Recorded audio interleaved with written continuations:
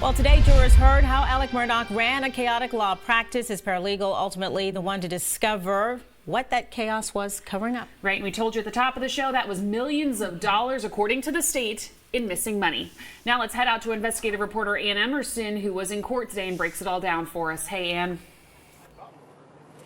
Well, hey, and you know, today we heard from Alex paralegal, who was filling in some very important holes from the testimony yesterday. We heard from Jeannie Seckinger. She's a CFO of Alex's former law firm.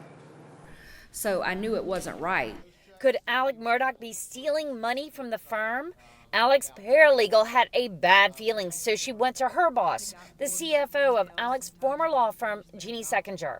Kind of showed her and told her my concerns, and she was instantly on on high alert as well, because you know it didn't look good. Just hours before Maggie and Paul were murdered at Moselle, Seckinger confronted Alex with their suspicions. We were still both hoping that it was a misunderstanding, just this one-off, something silly that happened, but we both had that nagging feeling of this is not good. Something is definitely wrong. But Griswold said any money worries went right out the window when she got the call the next morning that Alex's wife and son were gunned down. We were in complete mama bear mode. Under cross-examination, Griswold told the court that Alex always put his family first, an attentive father and husband. Yet 3 months later, Griswold and Seckinger's fears are validated.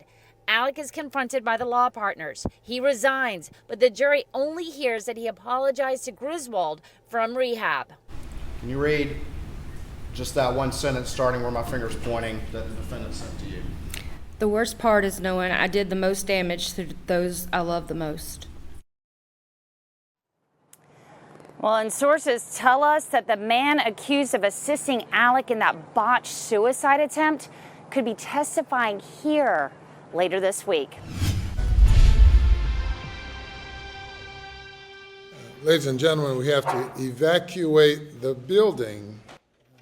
Chaos in the courtroom, a packed gallery, lawyers and jurors all evacuating the Colleton County Courthouse Wednesday afternoon. This came in the middle of testimony in the double murder trial of Alex Murdaugh after SLED says a bomb threat was called in. Our Tara Jabor joins us now live. Tara, scary moments out there today, but even after all of that, the chaos, I should say, the trial was able to continue. Walk us through it. Yeah, Katie, this all started this morning just before about 12:30. It was early afternoon. I was here outside of the Colleton County Courthouse and I saw defense attorney Jim Griffin. He told me that the evacuation was due to a bomb threat. Now, this did put things on hold for a couple of hours, but eventually court did resume just after 3 o'clock today. And we heard from an FBI agent. He is an electronics engineer and automotive forensic expert. He talked about location data from Alex Murdaugh's SUV the night of June 7, 2021. That's when Maggie and Paul were killed. He testified when he was examining the data from Alex's car, he ran into something he's never seen before. The data was encrypted. The FBI had to write a program from scratch to extract the data, and that took a year, only for them to find no location data. Now, earlier in the day, we heard some emotional testimony from Annette Griswold, the former paralegal of Alex Murdaugh.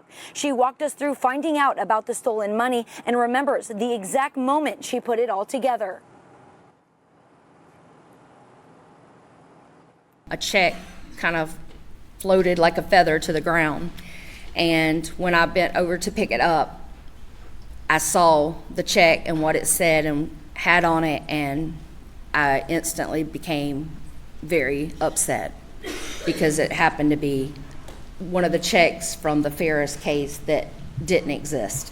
And what did you see on the check that let you know that stuck out in your mind? It was from Chris Wilson's office. It was written to Richard Alexander Murdaugh, and at the bottom it said Ferris fees.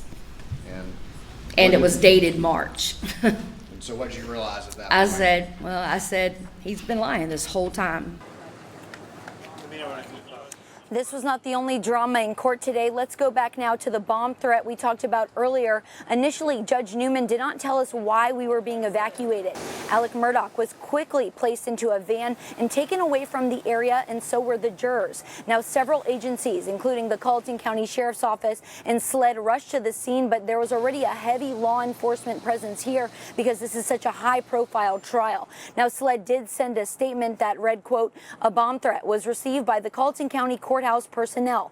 The building has been evacuated, and SLED, along with the Carlton County Sheriff's Office, are investigating the threat. No additional information is available from SLED at this time." Now, coming up tonight at 6, our investigative reporter in Emerson, she'll walk us through the testimony that we heard today. We'll also hear from former South Carolina Attorney General Charlie Condon. He'll tell us what he thinks this threat means for the trial.